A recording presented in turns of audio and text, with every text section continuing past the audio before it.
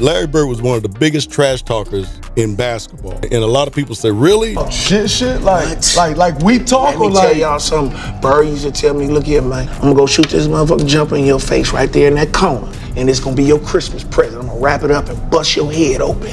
All that shit.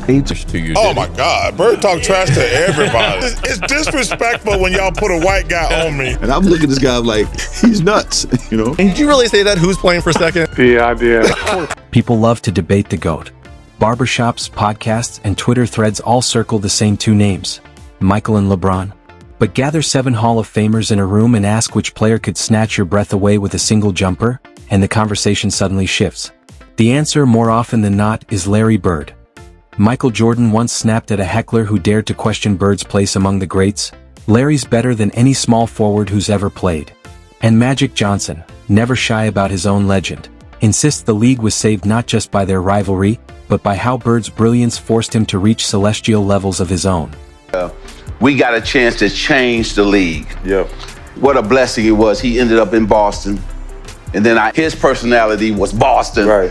And it worked for... Charles Barkley, Mr. Mouth of the South himself, doesn't mince words. Larry Bird was the baddest trash talker ever. And when legends, rivals, and former victims all tell the same story, you know what's hiding underneath is bigger than any box score or highlight reel. But that's just the surface. Jordan's tribute isn't the whole tale. It's merely the first crack in a vault that runs deep, lined with swagger, grit, and a kind of genius that numbers can't capture. You and me for my Big Mac? First one to miss watches the winner eat. Get in. Nothing but net. I think we're gonna be here a while. I suggest you go get a Big Mac.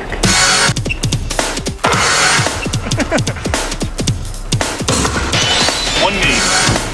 Rich knee. During a 2013 Q&A, someone tried to bait Michael Jordan into the never-ending LeBron debate. He didn't bite, he cut. "You guys don't get it," Jordan said, his tone flat but final. "Larry is far better than any small forward who ever played the game." The line hit like a dagger because Jordan knew that truth firsthand. He'd spent his rookie deal chasing Bird's ghost, the swagger, the shot, the ruthless calm. And when Chicago finally dethroned Bird's Pacers in the 1998 Eastern Conference Finals, the cameras caught the full circle moment. Jordan, drenched in sweat, pulling the Celtic legend, turned coach into a grim, wordless hug that said everything. Y'all gave us the run for our money. Jordan didn't just respect Larry Bird. He studied him like a blueprint for survival. Later, he admitted Bird taught him more about mental warfare than anyone. Larry wasn't just a shooter, he was a prophet. He'd tell you the shot, the spot, and then bury it right in your face. MJ's reverence wasn't poetic, it was self-preservation. Because the first player who forced him to think, not just react, was his greatest rival, Magic Johnson. I said, it's true about this boy. I was calling everybody, this dude can play. So I said, let me see what he can do. But Larry's had something that most white boys don't have. Just say that. Just keep it real. Man, Larry was different. I saw this dude eat Jack Givens up. He was player of the year that year. Kentucky, right? Yes, from Kentucky. Oh, Yeah. And so that was my first time seeing him, and then to be out on the court. Magic loves the spotlight, the grin, the glitz, the LA glow. But when the conversation turns serious, he drops the showmanship. He credits Bird with nothing less than reviving pro basketball. In 1979, the league was flatlining. By 1984, Bird vs. Magic had pulled a record 40 million viewers to Game 7. Magic and Larry saved the NBA, veteran broadcaster Bryant Gumbel said, a line Magic still repeats with no argument. Despite the Hollywood versus Hicksville mythology, what grew between them wasn't rivalry alone, it was reverence. They were mirrors, each reflecting the other's greatness. Off-camera, they shared private calls that stripped away the bravado. More than once, Magic ended them with the same quiet confession. "I still can't believe what you did to us in '84. I wanted to be friends, but Larry didn't want none of that. You know, I smiled all the time, and he knew that I will smile at you, but I want to cut your heart out at the same time. So My thing was when you compete, you're really not friends. You want to keep an edge. And I was like that through high school and through college. You know, and you got that big smile. My goal was to try to take 3 of them teeth home with me. Charles Barkley discovered that Larry Bird's tongue cut deeper than Magic's smile ever could. All-Star Saturday, Dallas, 1986. Barkley strolls into the locker room, swagger dialed up, trading jokes about who might actually beat Larry in the three-point contest. Then Bird walks in. No warm-up. No small talk. Just a slow glance around the room that he points at the rack of balls, then at the other shooters and says in that dry Indiana drawl, "I just want to know which one of you is coming in second." The room erupts, part laughter, part disbelief. Barkley swears the air got heavier after that. By the time Bird started draining shots in the final round, everyone already knew the answer. So Leon Wood was one of my teammates, and we're sitting in the locker room getting ready for the three-point shooting contest. Bird comes in and says, "Which one of you is gonna come in second place?" So, which one of you gonna come in second place? Nobody said nothing. It was one of the best scenes I've ever. The room erupts. Barkley later joked he wished Vegas had live odds, because every man in that locker room would have bet the mortgage on Bird. And they'd have been right. Larry didn't just win, he humiliated the field. Never even took off his warm-up jacket. Just strolled to the rack, flicked his wrist and let the net make the noise. When the final shot dropped, he turned, finger in the air, already walking away. The contest wasn't over, but the outcome had been decided the moment he walked in and asked that question. Man, I wish we had casinos. We could bet on Larry Bird gonna win this three-point shooting contest. Sure enough, Larry never even peeled off the warm-up jacket. He drilled the money ball, index finger raised before the shot even splashed. The Chuckster's verdict: I've never been destroyed faster without a single dribble. But if Barkley felt burnt, Dominique Wilkins got erased before tip-off. Rookie Neek walked up, hand out for a little pregame respect. Bird clasped his behind his back and hissed, "You don't belong in this league, Holmes." Seconds later, first Celtics possession. Quick jab, high arc three. Nylon. Bird didn't even watch it drop.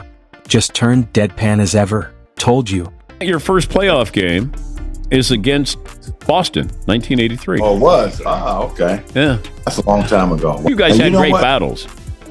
Yeah, that was the first time Bird ever talked trash to me. It was my rookie season. Probably the only thing he said to me. I'm guarding him. My first play,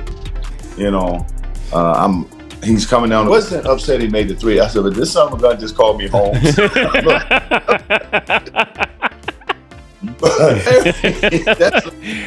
Wilkins still laughs about that night. The Hawks bench sat frozen as Bird piled on buckets and commentary. "They made a mistake putting you on me, Holmes." That single encounter rewired Wilkins' confidence for a season. Yet Bird's cruelty toward rookies hit its peak when a skinny kid named Reggie Miller mouthed off one night at Market Square Arena in the late 80s. Pacers down 3. Bird heads to the stripe. Rookie Reggie coughs a fake hey to rattle him. Bird freezes, glares and spits. "Rook, I'm the best shooter in the league." In the league. Understand? 2 pure free throws later, Indiana trails by 5 and Miller's silent. Years later, Reggie called it, "The moment I realized trash talk is a science," and Larry holds the PhD. Even hardened coaches felt that same dread. Pat Riley most of all. Riley coached against Bird for a decade and saw Jordan's apex. Yet he once told reporters, "If I had to choose a player to take a shot to save a game, I'd pick Jordan, but if I needed one to save my life, I'd take Larry Bird." Horace Grant backs him up with a story. Bird warned Grant he'd fake left and shoot a right-hand hook, then did exactly that. "He told me the script," Grant laughs, "and I still couldn't stop him." That blend of clairvoyance and cruelty forged the Bird myth. Teammates saw it raw on a steamy March night in 1985, his 60-point masterpiece. New Orleans, March 12, 1985. Robert Parrish remembers Bird strolling into shoot-around muttering, "I feel like 60 tonight." Hours later he's calling shots, left wing off glass, corner 3, and the Hawks bench literally collapses in laughter. The NBA even fined Atlanta for celebrating an enemy's bucket. Parrish swears Bird could have hit 70 if the coach hadn't pulled him. "We were passengers on a fire truck," he said. That night cemented Bird's aura. Unstoppable skill plus ruthless showmanship. By 1988, Bird's spine throbbed like a rusted hinge. He'd lie on the sideline, grimacing beneath stacks of heat packs. Teammate Danny Ainge remembers Bird barely tying his shoes, then dropping a triple-double minutes later. Opponents mocked his back brace until he hung 34-17-9 on them. Pain didn't dull his edge, it honed it. Bird once told reporters, "If I'm walking, I'm playing." That gladiator creed explains why Karl Malone quipped, "Larry wasn't quicker than you. He was tougher." And that toughness feeds the final question modern fans can't escape. Strip away vertical leaps, 40-yard dash times, and shoe deals, and greatness boils down to brainpower plus brass. Bird weaponized IQ, grit, and a venomous tongue to bend the sport, and its stars to his will Jordan worship the edge. Magic credited him with saving the league. Barkley, Wilkins, Miller, Riley, Parrish, and Grant all carry scars that double as love letters. Their stories converge on a single question for today's fans. Does stat sheet dominance beat mental mastery? Drop your favorite Larry Legend moment below. The story that still warps your mind. The best comment gets pinned, and maybe, just maybe, you'll convince the world that the GOAT conversation starts with a hick from French Lick.